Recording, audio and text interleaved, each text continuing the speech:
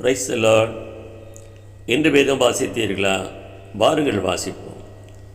உங்கள் கண்கள் காண்கிறதினாலும் உங்கள் காதுகள் கேட்கிறதினாலும் அவைகள் பாக்கியம் உள்ளவைகள் என்று மத்தேயு 13:14 வாசிக்கிறோம். நம்முடைய கண்கள் காண்கிறதினாலும் நம்முடைய காதுகள் கேட்கிறதினாலும் நம்முடைய கண்களும் காதுகளும் பாக்கியமுள்ளதாய் மாறுகிறது என்று இயேசுவே அறிவித்திருக்கிறார்.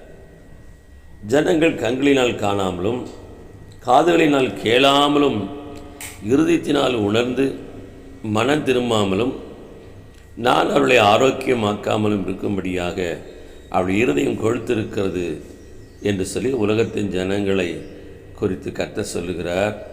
காதால் மந்தமாய் கேட்டு தங்கள் கண்களை மூடிக்கொண்டார்கள் என்பது. நம்முடைய காதுகள் கேட்க வேண்டியதை கேட்குமானால் நம்முடைய கண்கள் காண வேண்டிய தேவனுடைய மகிமையை காணும் என்று சொல்லி ஆண்டவர் நமக்கு இதன் மூலமாய் விளக்கமாக சொல்லுகிறார்.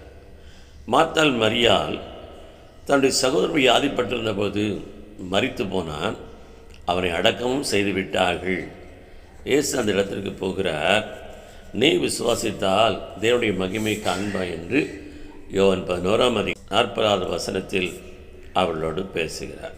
அவருடைய கண்கள் காண வேண்டியதை காணக்கூடாமல் போனபடியினாலே அதற்கு என்ன காரணம் என்கிறதை அதே யோவான் சுவிசேஷம் 11:25-26 சொல்லுகிறார். நானோ உயிர்த்தெழும் ஜீவனுமாய் இருக்கிறேன்.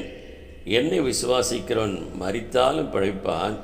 உயிரோடு என்னை விசுவாசிக்கிறவன் என்றென்றைக்கும் மறியாமலும் இருப்பான். இதை விசுவாசிக்கிறாயா என்றார். நம்முடைய காதுகள் தேவனுடைய வார்த்தையை கேட்குமானால் அதன் மேலுள்ள விசுவாசம் தேவனுடைய மகிமையை நம்முடைய கண்கள் காண கிருபை செய்யும். எனவே தேவனுடைய வார்த்தைகளை நாம் கேட்போம். அதன் மேலுள்ள விசுவாசத்தினாலே அன்றாடம் நம்முடைய வாழ்க்கையில் தேவனுடைய மகிமையை கண்டவர்களாக அனுபவித்தவர்களாக வாழ்கிறதுக்கு தேவன் நமக்கு கிருபை செய்வாராக. ஆமென்.